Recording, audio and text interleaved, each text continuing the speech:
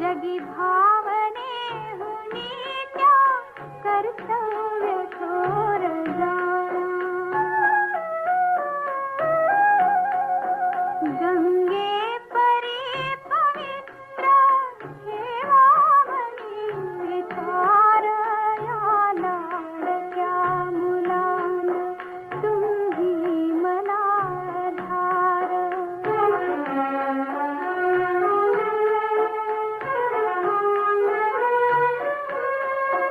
शिवबापरी जगात दिलदार शूर व्हावे टिळकापरी सदैव ध्येयास त्या बुजावे जे चांगले जगिया त्यांचा घरात विकार या लाडक्या मुलांना तुम्ही मला धार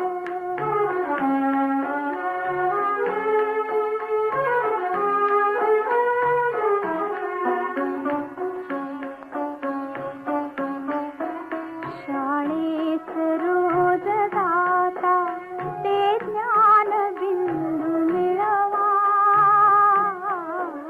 शाळेत रोज जाता ते ज्ञान बिंदू मिळवा हृदयात आपुल्या त्या देशाभिमान ठेवा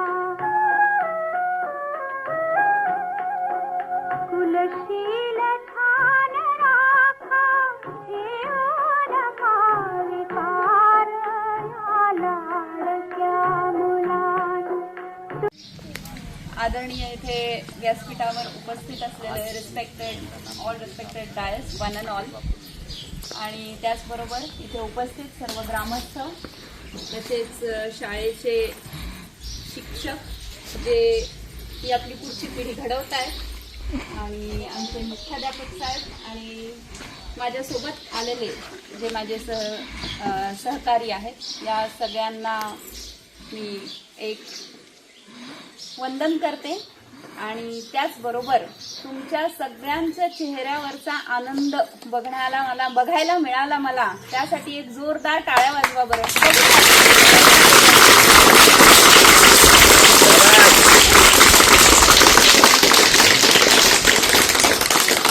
थँक्यू मुलांना, थँक्यू. हा जो ऊर्जेचा स्रोत असतो ना, हा ऊर्जेचा स्रोत आपल्याला कुणी दिलेला आहे माहिती आहे? ह्या शाळा कुणी चालू केलेल्या आहेत? तर एक शेवटचं नाव जे मी अभिवादन करण्याचं राहू दिलेलं आहे ते म्हणजे आजचे आपले जे महापरिनिर्वाण दिन डॉक्टर बाबासाहेब आंबेडकर. आंबेडकर व्यक्तिमत्व काय आहे हे मी सांगायची गरज नाही. हे आपण सगळेजण शिकतो आहे शाळेच्या माध्यमातून, आम्ही सगळेजण शिकतो आहे आयुष्याच्या माध्यमातून. कारण त्यांनी जे कार्य केलेलं आहे ते कार्य असं पुस्तकात वाचून किंवा काही पानं लिहून किंवा एका कवितेतून कळण्या इतकं लहान नाही.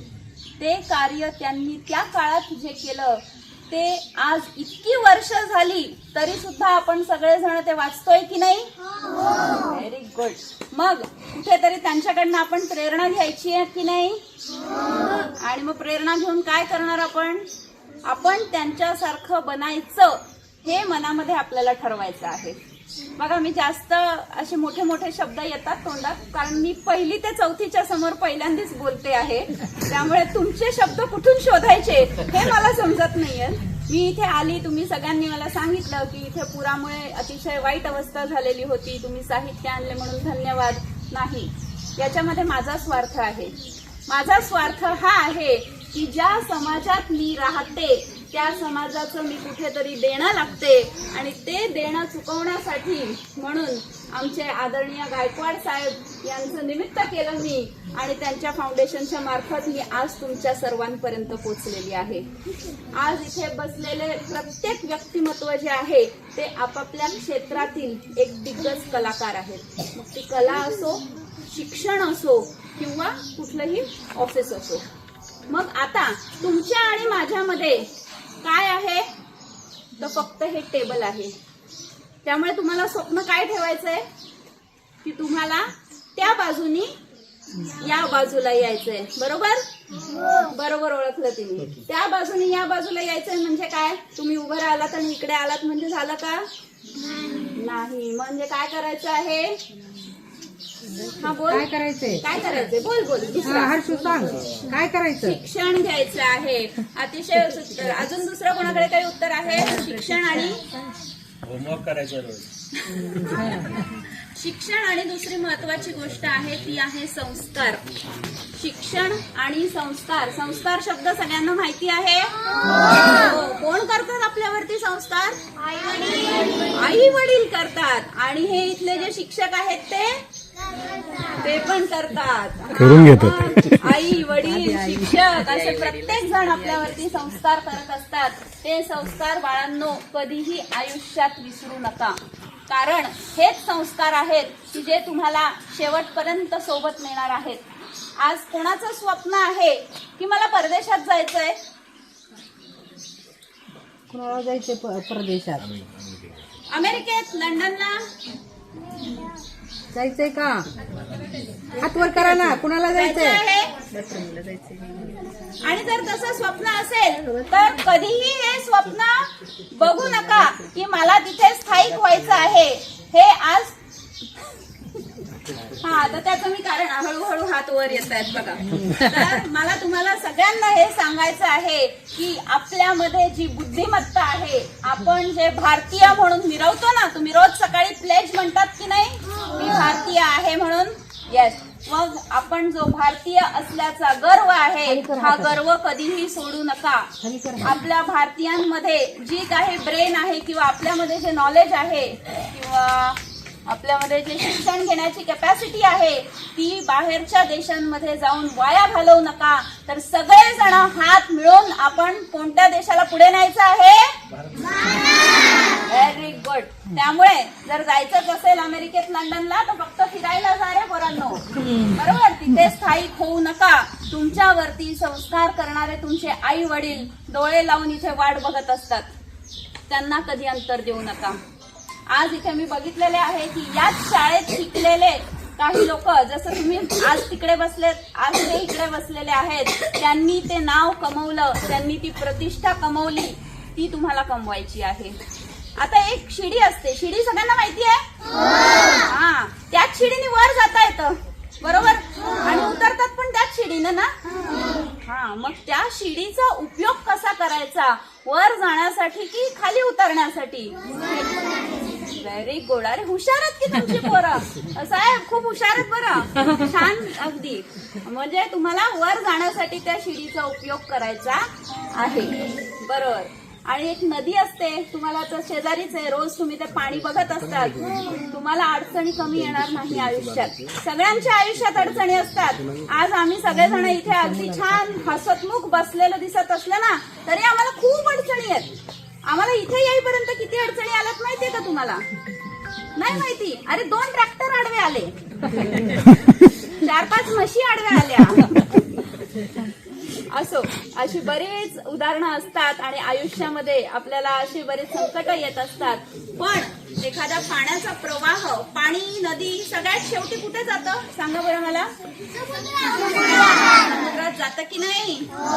मग ते कुठून कुठून रस्ता काढतं, कडी कपाऱ्यातून, दगडातून, झरे बनत वाहतं, पण शेवटी समुद्राला जाऊन. मग आपल्याला सुद्धा त्या सगळ्या संकटांवरती मात करायची आहे. आणि अशा हा जो बाहेरचा समुद्र आहे, खैराव गाव सोडून, अर्थात आपली मुळं ही नेहमी या गावातच राहणार, पण या गावाचं नाव जर तुम्हाला मोठं करायचं असेल तर तुम्हाला पारंब्या बनून कुठे पसरावं लागेल? संपूर्ण भारतभर पसरावं लागेल. तेव्हा अतिशय अभिमानाने इथले लोक सांगतील की ती गौरी होती, ती माझ्या खैराव गावातील मुलगी होती. एखाद्याने IAS व्हावं, एखाद्याने IPS व्हावं, एखाद्याने कलेक्टर व्हावं. कलेक्टर माहिती आहे? लाल दिव्याची गाडी माहिती आहे? हा, मग फिरायचं आहे की नाही त्याच्यात? स्वप्न बघायची तर अशी बघा की मी लाल दिव्याच्या गाडीतून माझ्या गावात येणार आणि माझ्या गावकऱ्यांची सगळ्यांची अभिमानाने मान वर होणार. जास्त वेळ घेणार नाही, कारण मला माहिती आहे तुमच्या सगळ्यांची शाळा सुटलेली आहे. पण एक शेवटचं सांगेल परत एकदा की सोनं जास्त मी पाहिलं नसेल, पण मातीतून उगवलेले हे जे सोन्यासारखी पोरं आहेत ते बघून मात्र अतिशय आनंद झालेला आहे मला. आणि मी सर्व ग्रामस्थांना सुद्धा धन्यवाद देते की तुम्ही मला हा संवाद साधायची संधी दिली. मी मुख्याध्यापक साहेबांना सुद्धा धन्यवाद देते की त्यांनी आज हा प्लॅटफॉर्म मला उपलब्ध करून दिला.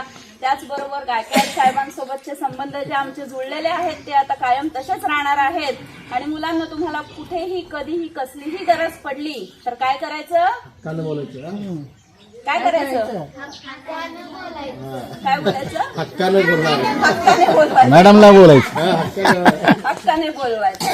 आणि याबरोबर मी सर्वांचे धन्यवाद मानते. मला आकाशी झेप घेरे पाखरा, आकाशी झेप घेरे पाखरा, सोडी सोन्याचा पिंजरा, सोडी सोन्याचा पिंजरा.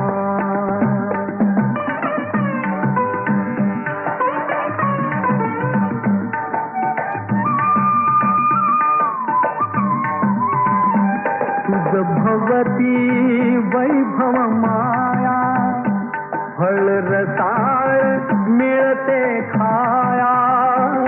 तुझ भवती वैभव माया, फळ रसाळ मिळते खाया. सुख लोलुप झाली काया, हा कुठवर वेड्या घेसी आसरा. सोडी सोन्याचा पिंजरा, सोडी सोन्याचा पिंजरा.